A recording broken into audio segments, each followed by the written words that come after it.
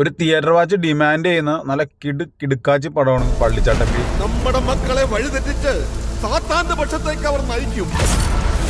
ഈ നെഗറ്റീവ് പറയുന്നവർ എന്തടിസ്ഥാനത്തിലാണ് ഈ നെഗറ്റീവ് പറയണതെന്ന് മനസ്സിലാവുന്നില്ല. കാരണം ഇത് വളരെ പൊളിറ്റിക്സിന്റെ ബേസിലാണോ അതോ എന്താണ് അവരുടെ അജണ്ട എന്ന് മനസ്സിലാവുന്നില്ല. കാരണം ഒരു നോർമൽ മനുഷ്യന്റെ, ഒരു നോർമൽ ഹ്യൂമൻ ബീയിങ്ങിന്റെ ഒരു പൊളിറ്റിക്സ് ആണ് ഈ സിനിമയിൽ പറയുന്നത്.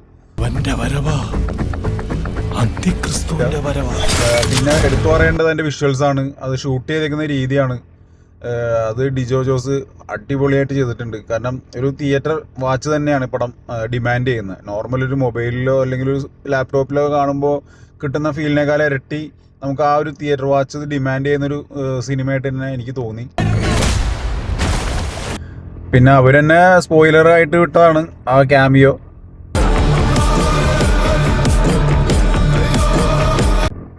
ഒരു രക്ഷയില്ല, കിഡിലൻ ക്യാമിയോ. പുള്ളിയുടെ വോയിസ് മോഡുലേഷൻ എടുത്തു പറയേണ്ടതാണ്, അടിപൊളിയായിരുന്നു.